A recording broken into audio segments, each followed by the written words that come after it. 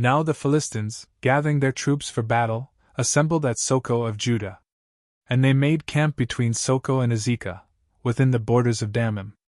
But Saul and the sons of Israel, having gathered together, went to the valley of Terebinth. And they positioned the army so as to fight against the Philistines. And the Philistines were standing on a mountain on the one side, and Israel was standing on a mountain on the other side. And there was a valley between them. And there went out from the camp of the Philistines a man of illegitimate birth, named Goliath of Gath, whose height was 6 cubits and a palm. And he had a helmet of brass upon his head, and he was clothed with a breastplate of scales. Moreover, the weight of his breastplate was 5,000 shekels of brass. And he had plates of brass on his lower legs, and a small shield of brass was covering his shoulders. Now the shaft of his spear was like the beam used by a weaver. And the iron of his spear held 600 shekels of iron. And his armor-bearer went before him. And standing still, he cried out to the battle lines of Israel, and he said to them, Why have you arrived prepared for battle? Am I not a Philistine, and are you not the servants of Saul? Choose one man from among you, and let him descend to do battle alone. If he is able to fight with me and to strike me down, we will be your servants. But if I will prevail over him, and strike him down, you will be the servants, and you will serve us. And the Philistine was saying, I have reproached the troops of Israel today. Present a man to me, and let him undertake a fight against me alone. And Saul and all the Israelites, hearing these words of the Philistine in this manner, were stupefied and exceedingly afraid. Now David was the son of an Ephrathite man, the one mentioned above, from Bethlehem of Judah, whose name was Jesse. He had 8 sons, and during the days of Saul, he was an elderly man, and of great age among men. Now his 3 eldest sons followed Saul into battle. And the names of his 3 sons, who went to the battle, were Eliab, the firstborn, and the second, Abinadab, and the third Shammah. But David was the youngest. Therefore, when the 3 eldest had followed Saul, David went away from Saul, and he returned, so that he might pasture the flock of his father at Bethlehem. Truly, the Philistine advanced morning and evening, and he stood forth for 40 days. Now Jesse said to his son David, Take for your brothers an ephah of cooked grain, and these 10 loaves, and hurry to the camp to your brothers. And you shall carry these 10 little cheeses to the tribune, and visit your brothers to see if they are doing well, and learn with whom they have been stationed. But they were in the valley of Terebinth, with Saul and all the sons of Israel, fighting against the Philistines. And so David rose up in the morning, and he commended the flock to the caretaker. And he went away burdened, just as Jesse had instructed him. And he went to the place of the battle line, and to the army, which, in going out to fight, was shouting in the conflict. For Israel had positioned their troops, but the Philistines also had prepared themselves against them. Then, leaving the items that he had brought under the hand of the keeper of baggage, David ran to the place of the conflict. And he was asking if all was going well with his brothers. And while he was still speaking with them, there appeared the man of spurious descent, whose name was Goliath, the Philistine of Gath, ascending from the camp of the Philistines. And he was speaking in these same words, which David heard.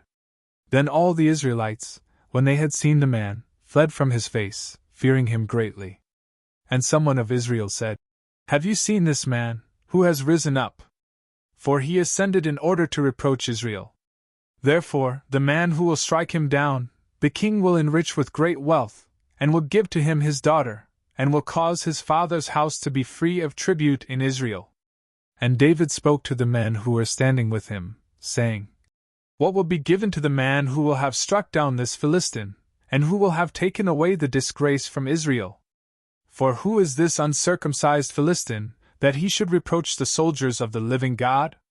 Then the people repeated to him the same words, saying, These things shall be given to the man who will have struck him down. Now when Eliab, his eldest brother, had heard this, as he was speaking with the others, he became angry against David, and he said, Why did you come here? And why did you leave behind those few sheep in the wilderness? I know your pride and the wickedness of your heart, that you have come down so that you might see the battle. And David said, What have I done? Is there any word against me? And he turned away from him a little, toward another. And he asked the same question. And the people responded to him as before. Now the words that David had spoken were heard and reported in the sight of Saul. When he had been led to Saul, he said to him, Let no one lose heart over him. I, your servant, shall go and fight against the Philistine. And Saul said to David, You are not able to withstand this Philistine, nor to fight against him. For you are a boy, but he has been a warrior from his boyhood. And David said to Saul, Your servant was pasturing the flock of his father. And there approached a lion or a bear, and it took a ram from the midst of the flock. And I pursued after them, and I struck them, and I rescued from their mouth. And they rose up against me. And I caught them by the throat, and I strangled and killed them. For I, your servant, have killed both lion and bear. And so this uncircumcised Philistine, too, will be like one of them. Now I will go and take away the reproach of the people. For who is this uncircumcised Philistine, who has dared to curse the army of the living God? And David said, The Lord who rescued me from the hand of the lion, and from the hand of the bear, he himself will free me from the hand of this Philistine. Then Saul said to David, Go, and may the Lord be with you. And Saul clothed David with his garments. And he placed a helmet of brass upon his head, and he clothed him with a breastplate.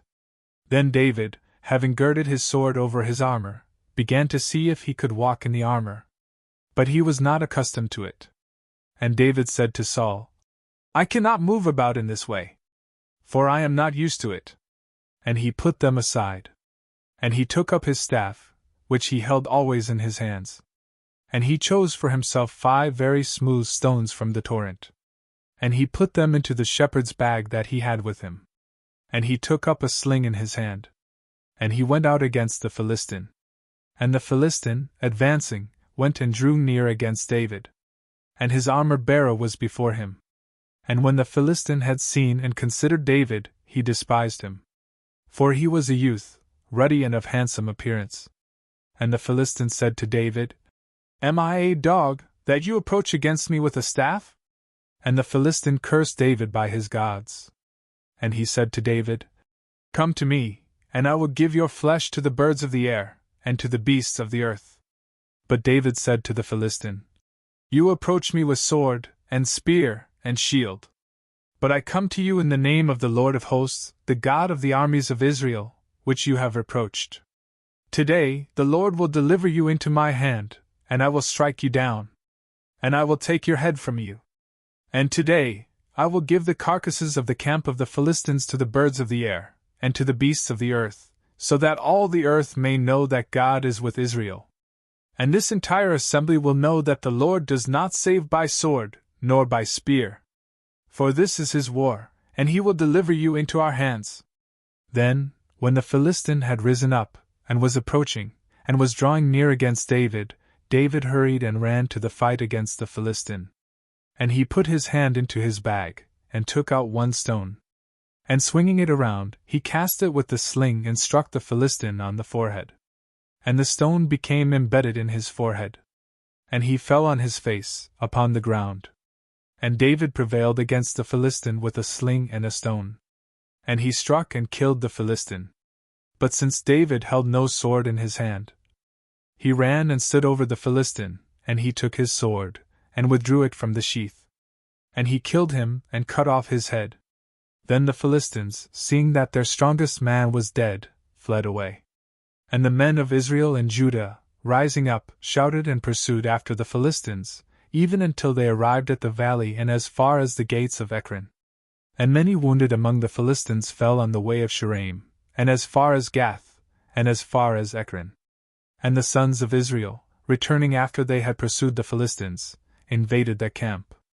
Then David, taking up the head of the Philistine, brought it to Jerusalem. Yet truly, he placed his armor in his own tent. Now at the time that Saul had seen David going out against the Philistines, he said to Abner, the leader of the military, From what stock is this youth descended, Abner? And Abner said, As your soul lives, O king, I do not know. And the king said, You shall inquire as to whose son this boy may be.